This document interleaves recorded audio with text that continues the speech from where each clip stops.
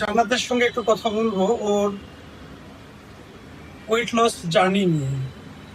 তো কেমন আছো তুমি, বলো। আলহামদুলিল্লাহ, হ্যাঁ। তো এখন তোমার ওয়েট লস জার্নি নিয়ে আজকে আমরা একটু কথা বলবো গল্পে গল্পে, যে তুমি কোথা থেকে এসছো, তোমার বয়স কত, তোমার ওয়েট কত ছিল, আর কতদিন করলাম, এবং তোমার এখন বর্তমান অনুভূতি কি, এগুলো যদি তুমি একটু আমাকে বলতে। হ্যাঁ, আমার দর্শকের উদ্দেশ্যে একটু বলো। আসসালামু আলাইকুম। আমার নাম মোহাম্মদ জান্নাতুল নাইম। আমি নীলফামারীতে থাকি। গত ৩ মাস আগে আমি ওয়েট লস করার জন্য একটা টার্গেট নেই, কারণ দীর্ঘ সময় ঘরের মধ্যে থাকার কারণে হেভি ওয়েট হয়ে যায়। কত ছিল তোমার ওয়েট? যখন এখানে আসার আগে আমার ১০২ কেজি ওজন ছিল।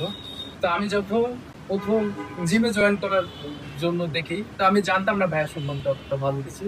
তার পরবর্তীতে আমি এখানে আসার পরে সবকিছু বিস্তারিতভাবে জানতে পারি খাবার সম্পর্কে, জানতে পারি কার্ডিও সম্পর্কে। পরবর্তীতে সময়ে ভাইয়ের সাথে ইন্টেনসিভ ট্রেনিং নেওয়ার পর থেকে আমি আরো বিস্তারিতভাবে জানতে পারি। আলহামদুলিল্লাহ বর্তমানে আমার ওজন হচ্ছে ৮০ কেজি। তোমার তাহলে আগে ১০২ ছিল, জি।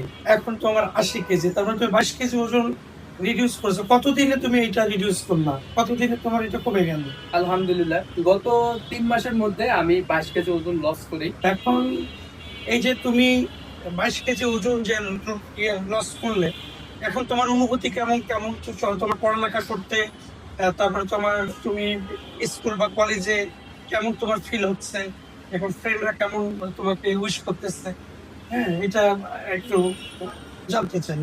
তো যখন হেভি ওয়েট ছিলাম তখন অধিকাংশ লোকের কাছে বুলি হইতাম, শরীর নিয়ে, চেস্ট নিয়ে, তারপর ফ্যাট নিয়ে।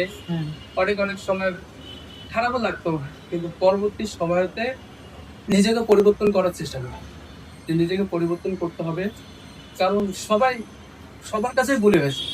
তো এরপরে আমি একজন ভালো গাইড পাই, যার তত্ত্বাবধানে এখনো আছি আলহামদুলিল্লাহ।